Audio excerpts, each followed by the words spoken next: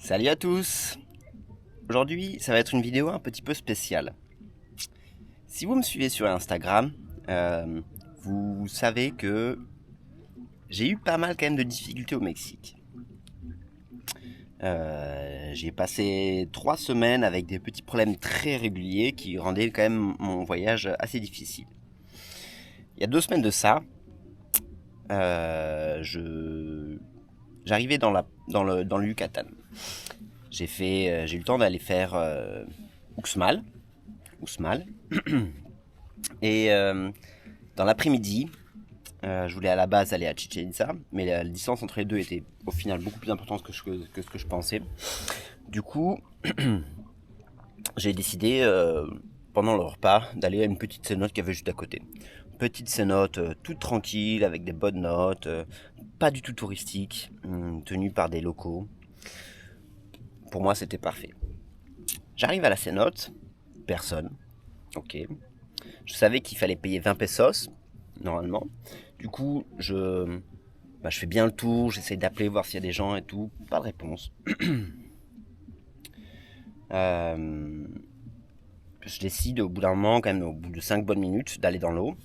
Donc il faut descendre par un petit escalier artisanal qui était un peu délabré, mais pour moi ça ajoutait un petit peu de charme, quoi. Une fois dans l'eau, après 2-3 minutes, j'entends une moto qui arrive. Donc moi je me dis, ça se trouve c'est le vigilante comme ils appellent ici, donc celui qui surveille un petit peu la place. Donc je remonte direct parce qu'en plus j'avais mes affaires, ma moto et tout ça qui était toute seule. Comme je vous l'ai dit, l'escalier est un peu délabré, donc ça me prend un peu de temps malheureusement. Et le temps que j'arrive en haut, la moto était déjà partie, quoi. J'ai eu à peine le temps de voir que c'était une moto rouge avec un jeune dessus, entre 16 et 18 ans je dirais. Euh, je me dirige du coup vers ma moto. Et là, merci les locaux. Et là, je me rends compte que mon sac à dos a disparu. Sac à dos, lunettes de soleil. Donc je me suis fait voler. Voilà, l'expérience mexicaine. Le problème, c'est que dans mon sac à dos, il y avait énormément de mes affaires. Étant donné que, comme je vous ai dit, que le matin j'avais été à Uxmal, ici au Mexique il fait très chaud, je ne peux pas me permettre de me balader pendant plusieurs heures à Uxmal dans les 35 plus degrés avec 70% d'humidité, avec mon équipement de moto, avec tout ça. Donc j'avais transféré toutes mes affaires qui sont normalement sur moi, sur mon équipement, dans mon sac à dos. Donc mon cash, carte de crédit, téléphone, etc. Et j'ai fait Uxmal avec mon sac à dos sur le dos. Et normalement, quand je retourne à la moto, je redistribue tout ça, quoi. Sauf que ce jour-là, je me disais que j'allais faire ça entre la pause de midi et 2 au repas. Et vu que j'ai décidé d'aller à 15 minutes de là où je mangeais, à la cenote, j'ai pas refait le transfert. Alors j'avais tout dans mon sac à dos. Téléphone, carte de crédit, toutes mes cartes de crédit, mes 2 cartes de crédit, mon drone,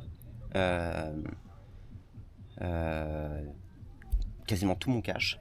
Donc c'est pas énorme, mais c'était entre 2000, à peu près 2500 pesos, je pense. Ce qui fait un petit peu moins de 200 dollars canadiens. Ce qui permet quand même de vivre pendant plusieurs jours ici. Qu'est-ce qu'il y avait d'autre dedans? Il y avait mon microphone avec lequel j'enregistre normalement mes voix. Donc je m'excuse si jamais vous ne m'entendez pas aussi parfaitement que d'habitude. Qu'est-ce qu'il y avait d'autre? Il y avait notamment mon stick pour la GoPro. J'avais... Bon, il va me casser les pieds longtemps lui. Mais outre le côté financier, parce que forcément perte de matériel qui ont quand même une valeur assez importante, c'est tout le problème déjà logistique, parce que carte de crédit, tout ça, je me retrouve sans moyen de paiement, avec quasiment plus de cash. Et puis plus de téléphone, donc ça c'est quand je sais pas si l'un d'entre vous a perdu son téléphone récemment, mais vous vous rendez compte que énormément de choses dépendent du téléphone, pour les banques, pour les comptes, que ce soit les différentes applications, etc., etc. Donc ça a été extrêmement compliqué. Et l'autre truc aussi, c'est le côté souvenir. Parce que j'avais toutes mes vidéos depuis le début du voyage qui étaient sur mes disques durs. J'avais un second disque dur dans lequel j'avais tous mes documents, des copies de mes documents de voyage, que ce soit pour les assurances, pour les visas, etc. etc. Donc pareil, ça, gone. Et puis toutes les photos de mon téléphone. Heureusement que j'ai posté quelques photos sur Instagram, parce que sinon j'aurais plus rien à l'heure actuelle, quoi. Et l'autre chose, c'est les vidéos qu'il y avait dans le drone. Donc j'ai aucune vidéo de drone du Mexique, parce que je le reconnais largement, j'ai été un petit peu feignant au Mexique. J'ai pas transféré les vidéos du drone du tout, parce qu'il faut que je transfère ça d'une carte. Enfin, je vais pas rentrer dans les détails, mais je l'ai pas fait, quoi. Donc j'ai perdu toutes mes vidéos de drone du Mexique. Donc je m'excuse par avance si vous regardez toutes ces vidéos YouTube, vous n'aurez aucun plan du coup de drone de tout le Mexique. Alors la première chose que j'ai été faite quand je me suis fait voler, c'est forcément d'aller à la station de police la plus proche. Enfin, c'est pas vraiment la première chose, j'ai essayé de regarder un petit peu autour, voir si quelqu'un avait vu quelque chose, etc. Pas de chance. Alors je vais à la station de police et moi l'idée de base c'était, vu que j'ai une balise GPS sur le sac, plus mon téléphone qui peut être géolocalisé en permanence, tant qu'il est allumé, c'était de demander immédiatement à la police qui me donne un accès à Internet pour que je puisse me servir de mon ordinateur qui, heureusement, depuis quelques temps, je ne mettais plus dans mon sac à dos. J'imagine même pas si j'avais perdu l'ordinateur, quoi. Et de pouvoir avoir accès à Internet pour pouvoir géolocaliser mes affaires, quoi. Donc la police a été très gentille, ils ont vraiment voulu m'aider, mais ils savent pas comment faire ici, quoi. Ils sont pas trop au courant de ce genre de choses. Donc eux étaient d'accord de me donner Internet, mais il fallait que leur boss, leur supérieur, leur grand chef approuve. Et ça a pris 4 heures. Donc, imaginez en 4 heures de temps qu'est-ce qui peut se passer quand on se fait voler. J'avais plus aucune de mes affaires qui était active dans mon sac, donc impossible de géolocaliser le téléphone, impossible de géolocaliser la balise GPS. Donc impossible de géolocaliser mes affaires. Donc les affaires disparues.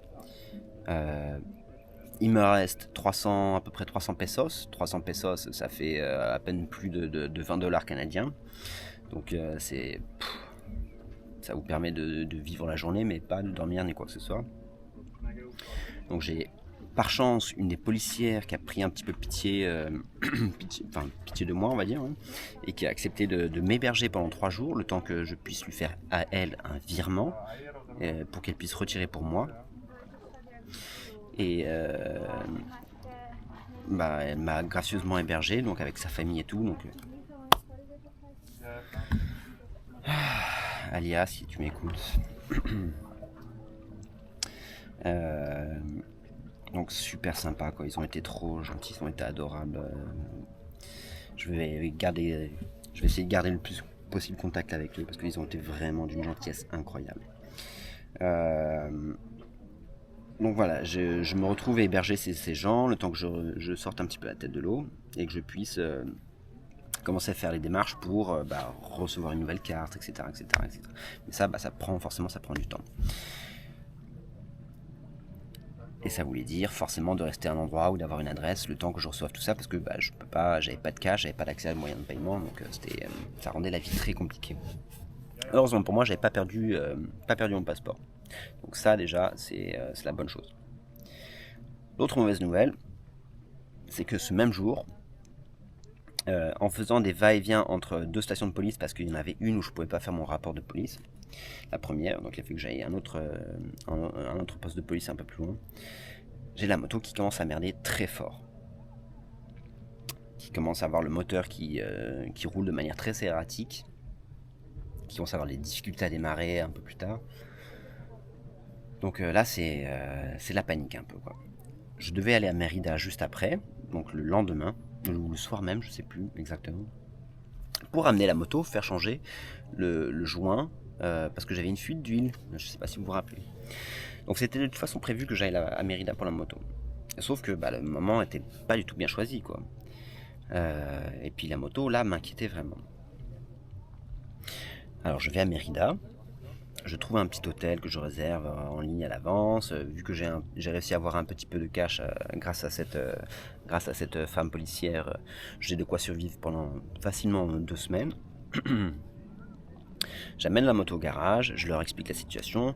Donc là, je tombe sur un vrai bon mécano. Je sens direct qu'il sait de quoi il parle, parce que quand je lui parle du joint, il me dit direct que lui, ça risque de prendre du temps pour qu'il reçoive la pièce, mais que par contre, il peut la faire lui-même. Et j'ai pas eu le temps de poster la vidéo, mais c'est exactement ce que moi je comptais faire, parce que je voyais pas d'autre solution.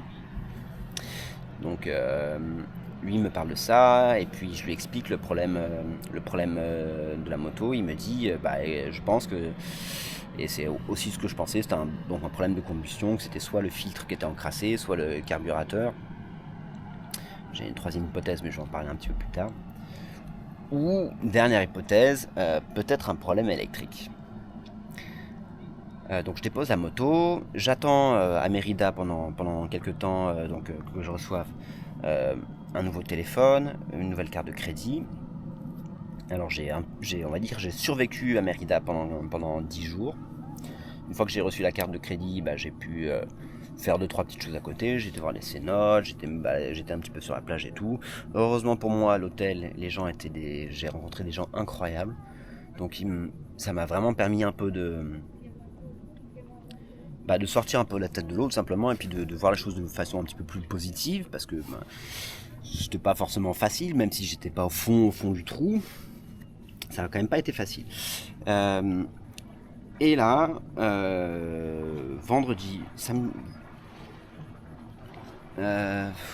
samedi dernier, j'appelle le gars parce qu'il devait me donner des nouvelles la veille pour la moto, il le fait pas, donc j'appelle le mécanicien pour la moto, et là il me dit écoute, la moto, j'ai fait tout ce qu'on a dit, et pour moi elle est à peu près prête. Donc c'est à dire qu'il a changé le windshield, j'avais un problème avec les headlights qui voulaient pas s'enclencher, j'avais un switch qui avait un souci, il fallait changer le gasket. Il a également donc clean le filtre et le carburateur, ce qui fait que la moto quand elle est lancée roule de manière très stable. Par contre, elle a toujours le problème de énormément de difficultés à démarrer. Et même une fois qu'elle démarre, elle est pas très stable. En fait, c'est pas qu'elle est très stable, mais il y a un léger, le son dans le moteur est légèrement différent. Et là, au début, le gars il me dit, malheureusement, je sais pas trop ce que c'est, quoi. Donc moi, ni une ni deux, je fonce vers le mécanicien pour essayer de voir un petit peu avec lui. Ça me prend quand même 2h30 à peu près, quoi, parce que les bus locaux voulaient pas me prendre parce qu'il faut une carte spéciale. Et en plus, je suis tombé apparemment sur des gens pas très cool qui n'ont pas voulu me laisser monter dans le bus. Donc j'ai dû tout faire à pied, quoi. J'arrive chez le mécanicien. On va attendre que le bateau passe. Bref, j'arrive chez le mécanicien et là il me dit, entre-temps, qu'il a réussi à appeler un super pote à lui, un pote garagiste à lui qui est spécialisé Kawasaki sur Mexico, qui connaît apparemment vachement bien les KLR, et qui lui dit que au vu de ce qu'il lui raconte, il est quasiment sûr d'une chose, c'est que c'est la valve. Et vous vous rappelez que je vous ai dit que j'avais peut-être une troisième option auquel je pensais, c'était la valve. Donc la valve du moteur. Ce qui moi personnellement me met en rogne. Pourquoi ? Parce que quand j'étais à Guadalajara, j'ai demandé à faire un service de la moto. Et une des choses que j'ai demandé en faisant le service de la moto, c'était qu'il check les valves. Parce que ça faisait longtemps que je roulais avec la moto, que ça faisait longtemps que ça n'avait pas été réglé, et que c'est quelque chose qu'il faut faire quand même de temps en temps, sinon ça entraîne des problèmes. Et ben là, si c'est un problème de valve, ça veut dire que le garage auquel j'ai amené la moto n'a pas fait son travail. Donc j'ai payé pour rien, quoi. Donc j'étais déjà pas très satisfait de leur travail. Alors si c'est ça, je suis vraiment très en colère contre eux. Donc ce qui fait que la moto a passé déjà 10 jours au garage. Il lui faut encore jusqu'à demain, donc mercredi, donc 5 jours de plus pour s'assurer du diagnostic. Pourquoi? Parce qu'il est seul mécanicien et il s'occupe de 2 motos qui ont des gros problèmes en ce moment. Donc il travaille un jour sur 2 sur les motos. Et si c'est la valve, ça peut être soit un réglage à faire, donc là ça sera pas très long. Si c'est pas un réglage à faire et qu'il faut changer la valve, ça c'est dire qu'il va falloir commander une pièce, la faire venir sûrement de Mexico, et si c'est pas de Mexico, de l'étranger. Donc ça veut dire entre je pense 5 à 15 jours voire plus de temps pour réparer la moto.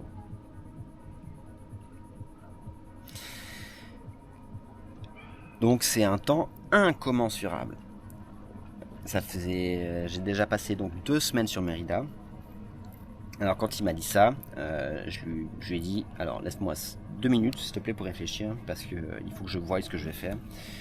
Alors j'ai immédiatement décidé de laisser la moto, et comme vous pouvez le voir, je suis plus à Mérida, je suis maintenant à Bacalar. J'ai décidé de continuer la route pour l'instant, tout du moins, en mode backpack. Parce que j'ai pas le choix, je ne vais pas rester une éternité à Mérida sans rien faire et à gâcher un petit peu mon temps, etc. etc. Donc j'ai décidé de tracer, donc j'ai fait, depuis quelques jours, j'ai fait Chichen Itza, je suis passé par Valladolid, je suis passé par Playa del Carmen et Tulum. Et me voilà maintenant du coup à Bacalar, et l'idée c'est d'aller relativement rapidement au Belize. Je dois appeler demain le mécanicien pour qu'il m'annonce donc le verdict final. On va croiser les doigts très fort pour que ce soit pas trop compliqué. Et en fonction du verdict et du temps qu'il va mettre, je vais continuer d'avancer ou rentrer sur Mérida et essayer de récupérer la moto et reprendre le voyage comme je le faisais avant. Donc voilà quoi, c'est des tournures d'événements pas du tout prévues qui ont rendu le voyage très compliqué, très coûteux, et qui vont me forcer forcément à sauter des étapes. Mais bon, c'est les lois du voyage. Je savais un petit peu à quoi m'attendre au Mexique. Je savais que c'était une région dangereuse où il y avait des risques de vol des risques de vol assez importantes ici en Colombie. J'ai manqué énormément de vigilance. Je suis devenu un petit peu trop confiant parce que normalement j'ai tout pour loquer les affaires sur la moto. C'est juste que là je l'ai pas fait. J'ai passé trop de temps dans les régions trop safe, tout seul.